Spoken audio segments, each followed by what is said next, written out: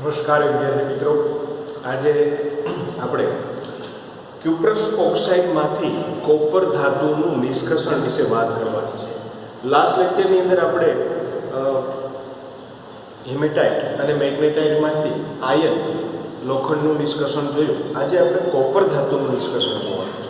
તો કે cuprous oxide કે જેની અંદર કોપરની ઓક્સિડેશન અવસ્થા +1 છે, Cu2O માંથી કોપરનું નિષ્કર્ષણ. આપણે એલિંગહામ આકૃતિ જોઈ ગયા હતા, એની અંદર આ Cu2O નો જે આલેખ હતો, રેખા હતી, એ સૌથી ઉપરની બાજુ હતી. એટલે કાર્બન અને કાર્બન મોનોક્સાઇડની જે રેખાઓ છે એ નીચેની બાજુ હતી. એનો મતલબ કે તમે કાર્બન અથવા તો કાર્બન મોનોક્સાઇડ વડે કોપરનું રિડક્શન છે એ સરળતાથી કરી શકો. કે ડેલ્ટા G વિરુદ્ધ T ના આલેખમાં Cu2O રેખા લગભગ ઉપરની તરફ છે અને આથી કોક સાથે એટલે કે કોલસા સાથે ગરમ કરતા સીધું ધાતુમાં રિડક્શન સહેલાઈથી થાય છે, કારણ કે ઓછા તાપમાને જ એનો ડેલ્ટા G છે એ શૂન્ય મળે અથવા તો ઋણ મળે છે. એટલા માટે એને આપણે સરળતાથી કોપર ઓક્સાઇડમાંથી એનું કોપર ધાતુની અંદર રિડક્શન છે એ કરી શકીએ. કાર્બન મોનોક્સાઇડ એટલે કે કાર્બનમાંથી કાર્બન મોનોક્સાઇડ અને કાર્બનમાંથી કાર્બન ડાયોક્સાઇડ, આ બંને રેખાઓ આલેખમાં ખાસ કરીને 500 થી 600 કેલ્વિન તાપમાનથી ઘણી જ નીચી જગ્યાએ છે. એટલે કે 500 અને 600 કેલ્વિન તાપમાન કરતાં પણ ઓછા તાપમાને આ બંને રેખાઓ એકબીજાને છેદે છે, પરિચ્છેદન કરે છે અને ત્યાંથી અથવા તો એનાથી ઉપરના તાપમાને ક્યુપ્રસ ઓક્સાઇડનું રિડક્શન છે એ સરળતાથી થઈ શકે. ઘણી અયસ્કો સલ્ફાઇડ છે, એટલે કે આની અંદર સલ્ફાઇડ સ્વરૂપે પણ છે અને કેટલીક આયન પણ ધરાવતી હોય છે. હવે આને આપણે દૂર કરવી પડે. સલ્ફાઇડ અને આયનની અશુદ્ધિઓને દૂર કરવા માટે શું કરવું એ આપણે જોઈએ. આપણે શું મેળવવું છે તો કે Cu2O માંથી કોપર મેળવવું છે. આમ તો નિષ્કર્ષણ સરળ છે, પણ એની અંદર રહેલી અશુદ્ધિઓને કઈ રીતે દૂર કરવી એની ચર્ચા આપણે કરીએ. કે સલ્ફાઇડ અયસ્કનું ભૂંજન અથવા તો પ્રગલન કરવાથી ઓક્સાઇડ મળે છે. આપણે આગળ ભણી ગયા કે સલ્ફાઇડ યુક્ત જે કાચી અયસ્ક હોય એનું તમે ભૂંજન અથવા તો પ્રગલન કરો તો એમાંથી તમને ઓક્સાઇડ મળે છે અને એ ઓક્સાઇડનું સરળતાથી રિડક્શન કરી શકાય. એટલે કે Cu2S એની તમે ઓક્સિજન સાથે પ્રક્રિયા કરો એટલે Cu2O મળે છે અને SO2 વાયુ છે એ દૂર થાય છે. હવે આ Cu2O છે એનું રિડક્શન સરળતાથી થઈ શકે, પણ જો એમાં કોઈ અશુદ્ધિ હોય જેમ કે આયન, તો એની અંદર સિલિકાટ SiO2 સિલિકેટ ઉમેરી અને એ અશુદ્ધિને દૂર કરી શકાય છે. સિલિકા ઉમેરી કે ત્યારબાદ ઓક્સાઇડનું કોપ વડે Cu માં રિડક્શન થાય એટલે કે Cu2O + 3 carbon it gives Cu અને એમાંથી કાર્બન મોનોક્સાઇડ. તો આ પ્રક્રિયા છે રિડક્શન પ્રક્રિયા થઈ. અહીંયા કોપર છે +1 છે અને અહીંયા 0 છે. એનો મતલબ કે ઓક્સિડેશન આંકમાં ઘટાડો, રિડક્શન થઈ ગયું. આખી પ્રક્રિયાને આપણે આ બે સ્ટેપમાં દર્શાવી શકીએ કે ભાઈ પહેલા સલ્ફાઇડ અયસ્કનું ઓક્સિડેશન કરીને એનો ઓક્સાઇડમાં રૂપાંતર કર્યું અને ઓક્સાઇડનું કાર્બન વડે રિડક્શન કરતા એનું Cu મળી ગયું. હવે જો આમાં અશુદ્ધિઓ હોય તો શું કરવું પડે એના વિશે વાત કરીએ. ખરેખર પ્રકરણમાં અયસ્કને સિલિકા સાથે મિશ્ર કરી, સિલિકા સાથે, શું કામ સિલિકા સાથે? કારણ કે એમાં જે અશુદ્ધિઓ છે ને એ સિલિકા સાથે સ્લેગ બનાવે અને એ સ્લેગ તરતો રહી અને એમાંથી ઘન કચરો છે એ દૂર કરવામાં આવે. સિલિકા સાથે મિશ્ર કરી અને પરાવર્તનની ભઠ્ઠીમાં ગરમ કરવામાં આવે છે. એટલે FeO એની સિલિકા સાથે પ્રક્રિયા કરતા FeSiO3 આયન સિલિકેટ બને અને જે સ્લેગ તરીકે દૂર કરી શકાય છે. એટલે એક વાત થઈ કે જે કેટલીક આયન ધરાવતી પણ હોય તો એ આયન છે એને આપણે દૂર કરી શકીએ. અને કોપર મેટે મળે છે. એક સ્લેગ મળે અને બીજું મળે છે કોપર મેટે સ્વરૂપમાં કોપર મળે છે. પરીક્ષાની અંદર ઘણી વખત પૂછાતો MCQ છે કોપર મેટે એટલે શું? તો કે Cu2S અને FeS ના મિશ્રણને કોપર મેટે કહેવાય. ફરીથી એકવાર કહું છું, Cu2S અને FeS ના મિશ્રણને કોપર મેટે તરીકે ઓળખવામાં આવે છે. પરીક્ષામાં પૂછાયેલો પ્રશ્ન છે, બોર્ડમાં પણ MCQ તરીકે. તો હવે FeO એનું સિલિકા સાથે પ્રક્રિયા કરતા સ્લેગ બની ગયો, બાકીનું કોપર મેટે મળ્યું. કોપર મેટેમાંથી આપણે Cu2S માંથી કોપર મેળવ્યું છે. હવે કે ત્યારબાદ કોપર મેટેને સિલિકાના પડવાળા પરિવર્તકમાં લેવામાં આવે છે અને થોડી સિલિકા ઉમેરી, વધારાની થોડી સિલિકા ઉમેરી તેને ગરમ હવાનો વાત એટલે કે ગરમ હવા એને આપવામાં આવે છે. એનું ટેમ્પરેચર વધારવામાં આવે છે. કોની વાત કરીએ છીએ હવે? કોપર મેટે. કોપર મેટેને સિલિકાના પડવાળા પરિવર્તકમાં લેવામાં આવે છે અને તેમાં થોડી સિલિકા ઉમેરી અને એને ગરમ કરવામાં આવે છે. શું થાય છે જોઈએ. બે વસ્તુ છે, APS છે અને Cu2S છે. APS માંથી આપણે સ્લેગ બનાવી નાખવો છે અને Cu2S માંથી કોપર જોઈએ છે.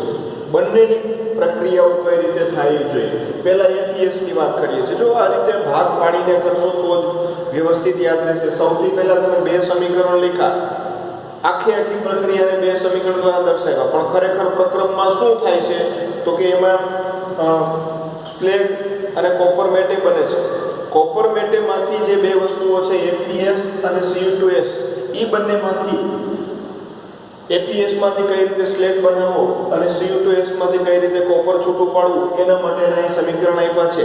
સૌથી પહેલા વાત કરી છે કે APS ની ઓક્સિજન સાથે પ્રક્રિયા કરો તો APO બન્યું, ઓક્સાઇડ બની. હવે SO2 છૂટો પડે છે.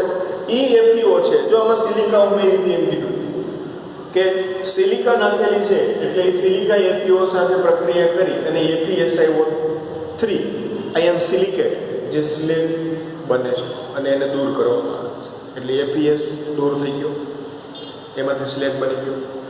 હવે વાત છે Cu2S.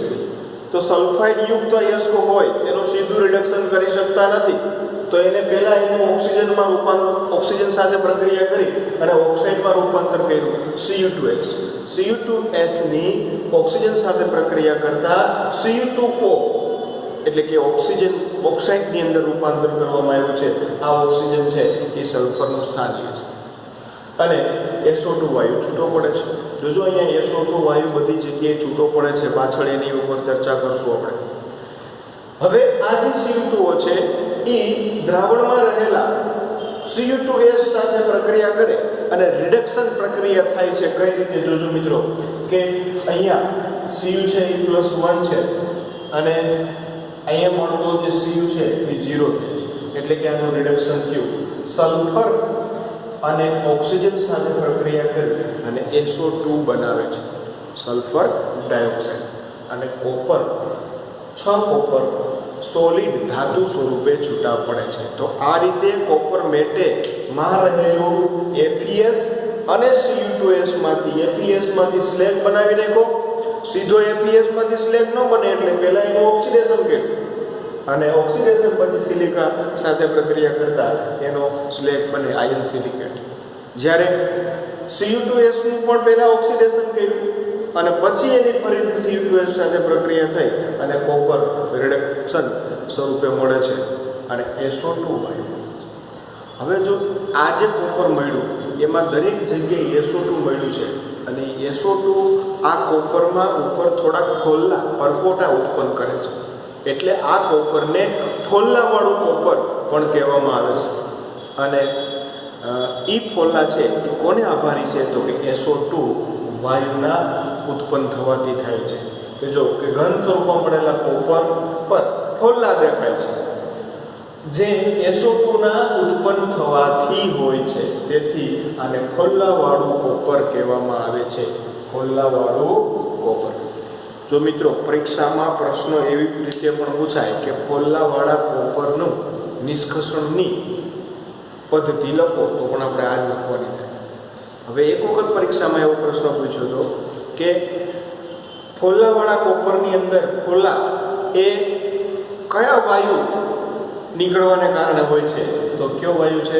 SO2 વાયુ ઉત્પન્ન થવાના કારણે હોય છે. ઓપ્શનમાં SO2, CO2 એવા પણ નજીકના ઓપ્શનો છે એ આપેલા હોય છે, પણ ફોલ્લાવાળા કોપરની અંદર રહેલા ફોલ્લા છે એ SO2 વાયુના કારણે હોય છે. તો આ વાત હતી આપણી Cu2O માંથી કોપરનું નિષ્કર્ષણ. બરાબર, પહેલા બે સમીકરણ, પહેલા Cu2S નું ઓક્સિડેશન કરી Cu2O બન્યું. Cu2O નું કાર્બન વડે રિડક્શન કરતા કોપર અને કાર્બન મોનોક્સાઇડ મળે. પણ ખરેખર આ પ્રકરણમાં શું થાય છે તો કે આની અંદર આયનની પણ અશુદ્ધિ હોવાને લીધે પહેલાં આપણને સિલિકા ઉમેરતા આયન સિલિકેટ મળે અને ફરીથી કોપર મેટે મળે છે.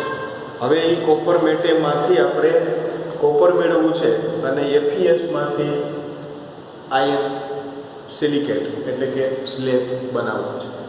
ઓકે, હવે પછીનો જે ભાગ છે એ ઝિંકનું નિષ્કર્ષણ, કે ઝિંક ઓક્સાઇડમાંથી ઝિંકનું નિષ્કર્ષણ. આમ જોઈએ તો એકદમ સરળ પ્રક્રિયા છે કે ભાઈ ઝિંક ઓક્સાઇડને તમે કાર્બનની સાથે ઊંચા તાપમાને કોક સાથે ગરમ કરો એટલે ઝિંક રિડક્શન પામે છે અને કાર્બન ઓક્સિડેશન પામી અને કાર્બન મોનોક્સાઇડની અંદર રૂપાંતર પામે છે.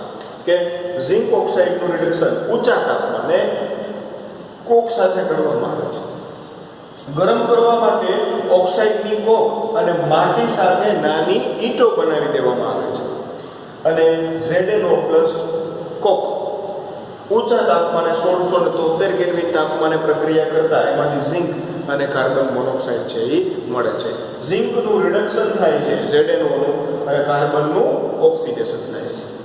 ધાતુનું નિસ્યંદન કરવામાં આવે છે. આ જે મળતી ધાતુ છે તેને શુદ્ધ કરવા માટે એને નિસ્યંદિત કરવામાં આવે છે અને ઝડપથી શીતલ એટલે કે ઠંડી પાડી એના સ્ફટિક મેળવવામાં આવે છે અને એકઠી કરવામાં આવે છે એટલે શુદ્ધ ઝિંક આપણને મેળવી શકાય છે. તો આ વાત હતી ઝિંક ઓક્સાઇડમાંથી ઝિંકનું રિડક્શન. એકદમ સિમ્પલ છે. ZnO પ્લસ C 1673 કેલ્વિન તાપમાન ઝિંક પ્લસ CO.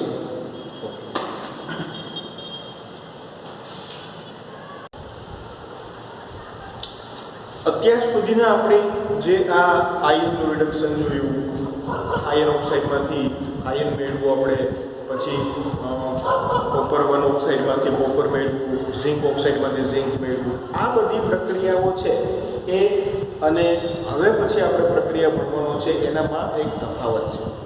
અત્યારે આજે વિદ્યુત રાસાયણિક સિદ્ધાંતો ઉપર ધાતુકર્મ વિધિ એટલે કે આપણે પાત્રની અંદર એનોડ અને કેથોડ નાખી એમાં વિદ્યુત પ્રવાહ પસાર કરી અને દ્રાવણમાંથી અથવા તો એનોડ અને કેથોડ ઉપરથી ધાતુ છે એને અલગ કરવાની જે પદ્ધતિ છે એને વિદ્યુત રાસાયણિક સિદ્ધાંતો પર આધારિત ધાતુકર્મ વિધિ કહે છે. અત્યાર સુધી આપણે જે વાત કરી એ અલગ અલગ પદ્ધતિઓ હતી એના વિશે વાત કરી, પણ આવા વિદ્યુત રાસાયણિક સિદ્ધાંતો ઉપર આધારિત જે પદ્ધતિઓ છે એના વિશે હવે આપણે ચર્ચા કરવાની છે. એમાં એક ખાસ મહત્વની હોલ હેરાવર્ડ પદ્ધતિ પણ આપણે ભણવાની છે. તે તમે ધોરણ 10 ની અંદર ભણ્યા હતા કે એલ્યુમિનામાંથી એલ્યુમિનિયમ મેળવવું. ઓકે, હવે કે આ વિદ્યુત રાસાયણિક સિદ્ધાંત છે એ કોના ઉપર આધારિત છે તો એનું એક સૂત્ર છે કે ડેલ્ટા G બરાબર -NE θF, જ્યાં ડેલ્ટા G એ એની ગિબ્સ ઉર્જા છે, n એ ઇલેક્ટ્રોનની સંખ્યા છે, E0 એનો રિડક્શન પોટેન્શિયલ છે અને F છે એ ફેરાડે છે. ફેરાડે અહીંયા દાખલ થયેલો મતલબ કે તમે કેટલો વિદ્યુત જથ્થો પસાર કરો છો અને કેટલી ધાતુ છે એ તમને મળે છે એ એના ઉપર આધારિત છે.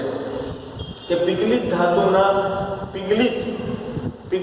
પિઘલન સ્વરૂપમાં, દ્રાવણ સ્વરૂપમાં ધાતુના ક્ષારના રિડક્શનમાં વિદ્યુત વિભાજન કરવામાં આવે છે. એટલે કે જ્યારે તમારે પિઘલિત ક્ષારમાંથી ધાતુ મેળવવી હોય તો કઈ પદ્ધતિનો ઉપયોગ કરવો પડે તો કે વિદ્યુત વિભાજન.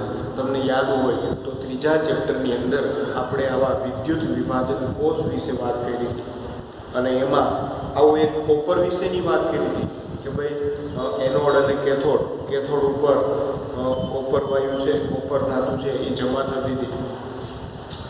આનું સૂત્ર કે ડેલ્ટા G બરાબર -NE⁻θF, જ્યાં n છે એ ઇલેક્ટ્રોનની સંખ્યા છે, E0 Eθ એ પ્રમાણિત વિદ્યુત પોટેન્શિયલ છે અને F એ ફેરાડે છે એમાંથી પસાર થતો વિદ્યુતનો જથ્થો છે. આ પ્રક્રિયાની અંદર જો પ્રક્રિયા સરળતાથી થાય એનો આધાર ડેલ્ટા G ના મૂલ્ય ઉપર રહેલો છે. આપણે આગળ પણ ભણી ગયા કે જો ડેલ્ટા G નું મૂલ્ય ઋણ મળે તો પ્રક્રિયા સરળતાથી થશે અને એ ધાતુનું રિડક્શન થઈ શકશે. હવે ડેલ્ટા જી ઋણ મળવા માટે આ જે પદ છે એમાં ઓલરેડી એક માઇનસ છે. એનો મતલબ કે આ ત્રણેય ઇલેક્ટ્રોન છે એની સંખ્યા તો ધન જ હોવાની, આ ફેરાડે છે એની સંખ્યા પણ ધન જ હોવાની. હવે આ જે પોટેન્શિયલ છે જો એ ધન મળે તો માઇનસ પ્લસ માઇનસ, અને ડેલ્ટા જી નું મૂલ્ય છે એ કેવું લે? ઋણ. પણ જો E0 E થીટા ઋણ મળે તો માઇનસ માઇનસ પ્લસ થઈ જાય. એનો મતલબ કે ડેલ્ટા જી છે એ ધન થઈ ગયો, અને તો એ ધાતુનું રિડક્શન એ દ્રાવણમાંથી કરી શકાશે નહીં. તો E0 કોનો ઋણ હોય એના વિશે વાત કરીએ કે વધુ પ્રતિક્રિયાત્મક ધાતુ ના રિડક્શન પોટેન્શિયલ E0 વધુ ઋણ હોય છે. હવે અહીંયા ઋણ આવ્યો એનો મતલબ કે માઇનસ માઇનસ કેવા થઈ ગયા? પ્લસ. તો ડેલ્ટા જી છે એ ધન મળે એટલે કે તેમનું રિડક્શન મુશ્કેલ બને. મિત્રો યાદ રાખજો કે તમને એમ આપી દીધું હોય કે આ ચાર ધાતુઓ છે કે એમના E0 ના મૂલ્યો આપ્યા, અને એમ કીધું કે આમાંથી કોનું રિડક્શન વધારે મુશ્કેલ થશે, તો જેમનું મૂલ્ય વધારે ઋણ હશે ને E0 રિડક્શન પોટેન્શિયલ એનું રિડક્શન મુશ્કેલ થશે. આનાથી ઉલટો પ્રશ્ન પૂછ્યો છે કોનું રિડક્શન ઝડપથી થશે, તો જેના E0 નું મૂલ્ય છે એ પ્લસ હશે અથવા તો વધારે હશે એનું રિડક્શન છે એ ઝડપથી થશે. આવા પ્રશ્નો પરીક્ષાની અંદર કોમ્પિટિટિવ એક્ઝામમાં પૂછાય છે. 4 ઓપ્શન આપી દીધા હોય, એમના E0 નું મૂલ્ય આપ્યા હોય અને એમ પૂછે કે આમાંથી કઈ ધાતુનું રિડક્શન છે એ ઝડપથી થશે, તો આપણે જેના E0 નું મૂલ્ય એટલે કે રિડક્શન પોટેન્શિયલનું મૂલ્ય ધન હોય વધારે હોય એનું રિડક્શન ઝડપથી થશે. કે જો બે ધાતુઓના E0 ના મૂલ્યનો તફાવત ધન હોય તો સમીકરણમાં ડેલ્ટા જી નું મૂલ્ય ઋણ બનશે, કારણ કે આ એક ધન ને ઋણ એટલે આ ડેલ્ટા જી નું મૂલ્ય ઋણ બનશે અને ઋણ બનશે. તેથી ઓછી પ્રતિક્રિયાત્મક ધાતુ દ્રાવણમાંથી બહાર આવી જશે, એટલે કે તેનું રિડક્શન થશે. ઓછી પ્રતિક્રિયાત્મક ધાતુ દ્રાવણમાંથી બહાર આવી જાય અને એનું રિડક્શન થાય. તો મેં તમને એક વાત કીધી સિમ્પલ કે જેના E0 નું મૂલ્ય વધારે એનું રિડક્શન સરળતાથી થાય. પછીનું ઓટોમેટિક યાદ રહી જાય, બરાબર, કે જેના E0 નું મૂલ્ય ઋણ હોય કે વધારે માઇનસ હોય એનું રિડક્શન મુશ્કેલ બને છે. ઓકે. અને વધુ પ્રતિક્રિયાત્મક ધાતુ દ્રાવણમાં જશે, એટલે વધુ પ્રતિક્રિયાત્મક ધાતુ છે એ દ્રાવણમાં જ રહેશે. એક ઉદાહરણ જોઈએ કે Cu+2 અને Fe. Cu+2 નું દ્રાવણ છે અને Fe નો સળિયો છે, સોલિડ છે, બરાબર છે. હવે આમની વચ્ચે દ્રાવણમાં રાખી અને વિદ્યુત પ્રવાહ પસાર કરવામાં આવે છે, એક વિદ્યુત વિભાજન કોષ છે. તો Cu+2 છે એ ઇલેક્ટ્રોન મેળવશે આની પાસેથી અને Cu ની અંદર રૂપાંતર પામશે, સોલિડ Cu0. હવે અહીંયા +2 માંથી 0 માં રૂપાંતર થાય છે. ઇટ મીન્સ કે આ પ્રક્રિયા રિડક્શન છે. જો અમુક વસ્તુઓ આપણે એકદમ ક્લિયર રાખવી, જો ઓક્સિડેશન આંકમાં ઘટાડો તો રિડક્શન થાય છે, ઓછું થવું, રિડ્યુસ થવું, રિડક્શન. 2 માંથી 0 એટલે રિડક્શન. અને Fe0 માંથી Fe+2 ઓક્સિડેશન આંકમાં વધારો, ઇટ મીન્સ કે અહીંયા ઓક્સિડેશન થાય છે. તો તમે કહી શકો કે અહીંયા ઓક્સિડેશન થાય છે એનો મતલબ કે આ ધાતુ છે એ વધુ પ્રતિક્રિયાત્મક હશે. અહીંયા આપણે કીધું કે તેમનું રિડક્શન મુશ્કેલ છે, કેવી છે? વધુ પ્રતિક્રિયાત્મક ધાતુ છે. અને કોપર છે એ ઓછી પ્રતિક્રિયાત્મક ધાતુ હશે, કારણ કે એનું ઝડપથી રિડક્શન થાય છે. તો દ્રાવણમાં કોણ રહી ગયું? Fe+2 છે દ્રાવણમાં રહી જાય. જો ઓછી પ્રતિક્રિયાત્મક ધાતુ છે એનું રિડક્શન થશે એટલે કે Cu એ બહાર આવી જશે, સળિયા ઉપર જમા થશે અથવા તો ક્યાંય બીજે આવી જશે. જ્યારે વધુ પ્રતિક્રિયાત્મક ધાતુ એટલે કે Fe+2 છે એ ક્યાં રહી જશે? દ્રાવણમાં રહી જશે. તો આ વિદ્યુત રાસાયણિક સિદ્ધાંતને આધારે ધાતુકર્મ વિધિ આપણે આ સૂત્રની મદદથી સમજી શકીએ. અને એમાં ખાસ યાદ રાખવાની વાત છે એના રિડક્શન પોટેન્શિયલના મૂલ્યો. જો રિડક્શન પોટેન્શિયલનું મૂલ્ય વધારે હોય એટલે કે ધન હોય તો એનું રિડક્શન સરળતાથી થઈ શકે.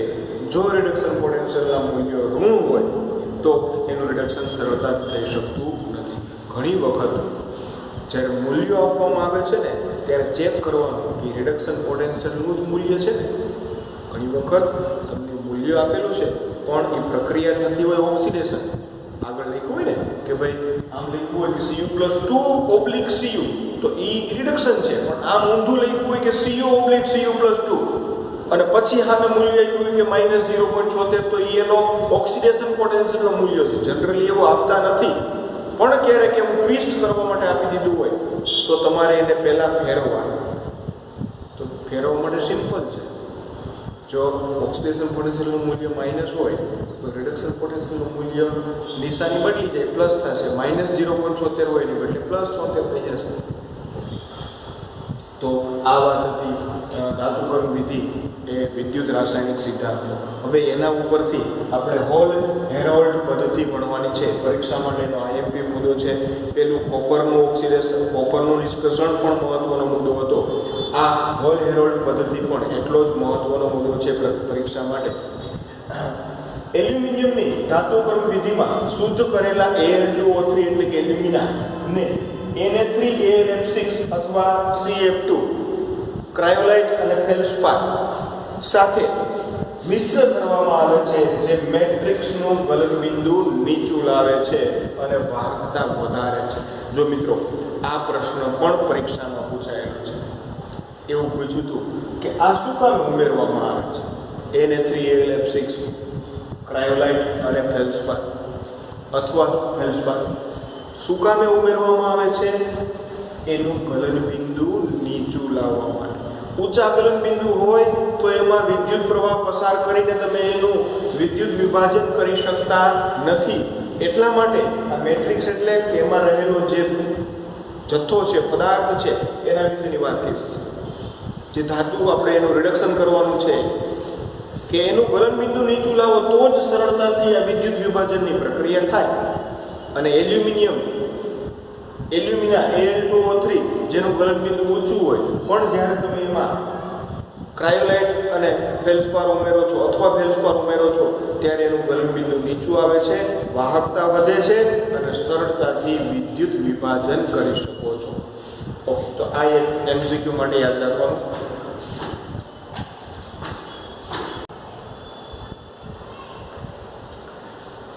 હોલ હેરોલ્ડ પદ્ધતિ એકદમ સિમ્પલ છે. આકૃતિ સમજી લઈએ આપણે. જો આવા પ્રશ્નો હોય એની અંદર સ્પષ્ટ એનોડ કોણ છે, કેથોડ કોણ છે, આકૃતિ વ્યવસ્થિત દોરવાની અને આકૃતિની અંદર નામ નિર્દેશન ખૂબ જ મહત્વનું છે. આટલી વસ્તુઓ તમે બહુ વ્યવસ્થિત આપી હોય અને એનું ઇક્વેશન સાચું લખ્યું હોય એટલે બીજું કંઈ તમે પરીક્ષક છે એને જોતું નથી. એક પાત્ર લીધું છે અને એ પાત્ર છે એની બહારની ભાગ છે એ કાર્બનના પડવાળું સ્ટીલનું પાત્ર છે અને જે કેથોડ તરીકે કામ કરે છે. સમજી લેજો મિત્રો, કેથોડ તરીકે કામ કરે છે કાર્બનના પડવાળું સ્ટીલનું પાત્ર. મેં લખ્યું છે કે કેથોડ તો કે કાર્બનના પડવાળું સ્ટીલનું પાત્ર, ત્યાં પણ બતાવી દીધું. એનોડ તરીકે આ ગ્રેફાઇટના સળિયા છે, એટલે કે એનોડ એ ગ્રેફાઇટના સળિયા છે. હવે અહીંયા બે કોપરના ધાતુના ક્લેમ્પ રાખેલા છે વાયરને જોડવા માટેના. અંદર પિગલિત એટલે કે પ્રવાહી કરેલું Al2O3 પ્લસ Na3AlF6 કે જે આનું ગલનબિંદુને નીચું લાવે છે. જ્યારે આમાં વિદ્યુત પ્રવાહ પસાર કરવામાં આવે છે ત્યારે આ દ્રાવણમાંથી Al+3 છે, Al+3 જે ઇલેક્ટ્રોન મેળવે છે અને રૂપાંતર પામે છે એલ્યુમિનિયમની અંદર. શેમાં? એલ્યુમિનિયમ. એ પ્રવાહી પિંગલિત એલ્યુમિનિયમ અહીંયા જમા થાય છે નીચે. ક્યાં? તો કે કેથોડ ઉપર જમા થાય છે. આ કેથોડની સપાટી છે, કાર્બનના પડવાળું સ્ટીલનું પાત્ર. અહીંયા એલ્યુમિનિયમ જમા થાય છે. જમા થતો અહીંયા એક નિર્ગમન માર્ગ આપ્યો છે કે ત્યાંથી એલ્યુમિનિયમને બહાર કાઢવામાં આવે છે. ઓકે, તો કે એલ્યુમિનિયમ +3 3 ઇલેક્ટ્રોન મેળવે છે. હવે તો એ 3 ઇલેક્ટ્રોન મેળવે ક્યાંથી? તો કોઈકનું ઓક્સિડેશન થતું હોવું જોઈએ. તો અહીંયા આપણે જોયું કે કાર્બન છે, આ જે સળિયા કાર્બન ઉપર ઓક્સિડેશન પ્રક્રિયા થાય છે કે કાર્બન ઓક્સિજન સાથે -2 સાથે પિઘલિત જે છે આની અંદર રહેલો Al+3 અને ઓક્સિજન -2 એની સાથે પ્રક્રિયા કરી અને કાર્બન મોનોક્સાઇડ અથવા તો કાર્બન ડાયોક્સાઇડમાં રૂપાંતર પામે છે ગેસ સ્વરૂપે અને તે બહાર જતો રહે છે. કોની સાથે પ્રક્રિયા કરે છે? એનોડ ઉપરના કાર્બન સાથે. આ Al2O3 માનો ઓક્સિજન અને ઇલેક્ટ્રોન છે એ છૂટા પડે છે. આ ઇલેક્ટ્રોન છે એ Al+3 મેળવે છે અને Al+3 નું રિડક્શન થઈ અને એલ્યુમિનિયમમાં રૂપાંતર પામે છે. તો આ જે એનોડ ઉપરના કાર્બન છે તો વપરાતા જાય છે, ખવાતા જાય છે. એટલે કે જેમ એલ્યુમિનિયમ મળે છે એમ એનોડ ઉપરના કાર્બન ખવાતા જાય છે. એવું પ્રાયોગિક રીતે નક્કી કરવામાં આવ્યું છે કે 1 kg એલ્યુમિનિયમ મેળવો ત્યારે 0.5 kg કાર્બન છે એ એનોડ ઉપર ખવાઈ જાય છે અથવા તો વપરાઈ જાય છે. એકંદર પ્રક્રિયા કે A2Al2O3 + 3 carbon it gives 4Al + 3CO2. આ આખી રાસાયણિક પ્રક્રિયા છે. પિઘલિત દ્રવ્યનું વિદ્યુત વિભાજન કોષમાં કાર્બન વિદ્યુત ધ્રુવો વાપરીને કરવામાં આવે છે. આ જે છે એ ગ્રેફાઇટના સળિયા છે. કેથોડ અને એનોડની પ્રક્રિયા મેં તમને કીધી. એનોડ ઉપરનો કાર્બન કેમ વપરાઈ જાય છે એની પણ વાત કરી કે એનોડ ઉપર ઉત્પન્ન થયેલો ઓક્સિજન એનોડના કાર્બન સાથે પ્રક્રિયા કરે છે અને કાર્બન મોનોક્સાઇડ અથવા તો કાર્બન ડાયોક્સાઇડ બનાવે છે. 1 kg એલ્યુમિનિયમ માટે આશરે 0.5 kg કાર્બન એનોડ વપરાઈ જાય છે અથવા તો બળી જાય છે અને જે CO અથવા તો CO2 વાયુ સ્વરૂપે વાતાવરણમાં જતો રહે છે. તો આ રીતે હોલ હેરોલ્ડ પદ્ધતિ એકદમ સિમ્પલ છે. આકૃતિ એનોડ, ગ્રેફાઇટ, કેથોડ, સ્ટીલનું કાર્બનનું પડ ચડાવેલું સ્ટીલનું પાત્ર, અંદર પિઘલિત Al2O3 + Na3AlF6, ઉપર બે ક્લેમ કોપરના,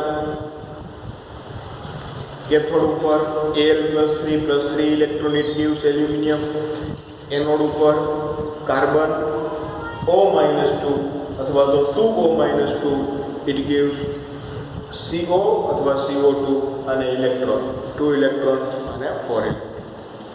જે ઇલેક્ટ્રોન અહીંયા કેથોડ ઉપર Al+3 સાથે પ્રક્રિયા કરી રિડક્શન કરી અને Al માં રૂપાંતર પામે છે. તો આ હતી હોલ હેરાલ્ડ પદ્ધતિ.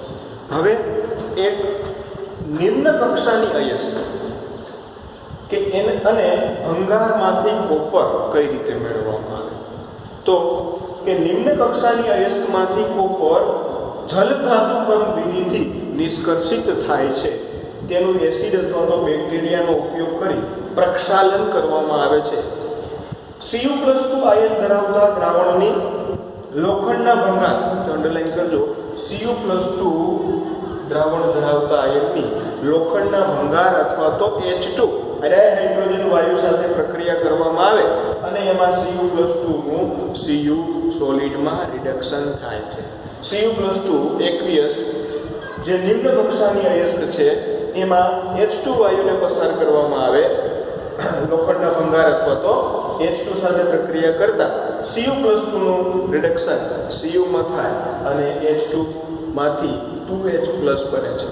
આ જે ઇલેક્ટ્રોન છે એ કોણ મેળવે? Cu મેળવે અને એનું રિડક્શન થાય છે. તો આ વાત હતી નિમ્ન કક્ષાની અયસ્કમાંથી કોપર ધાતુનું નિષ્કર્ષણ. તો આ આપણે આજે આમ તો મુખ્ય બે પ્રશ્નો ભણ્યા. પહેલો હતો એ કોપર ધાતુનું નિષ્કર્ષણ, બીજો હોલ હેરાલ્ડ પદ્ધતિ એટલે કે એલ્યુમિનિયમ ધાતુનું નિષ્કર્ષણ અને વચ્ચે ધાતુકરણ વિધિના વિદ્યુત રાસાયણિક સિદ્ધાંતો. આ ભાગમાંથી એને કોન્સેપ્ટ અનુરૂપ MCQ છે એ પૂછાઈ શકે.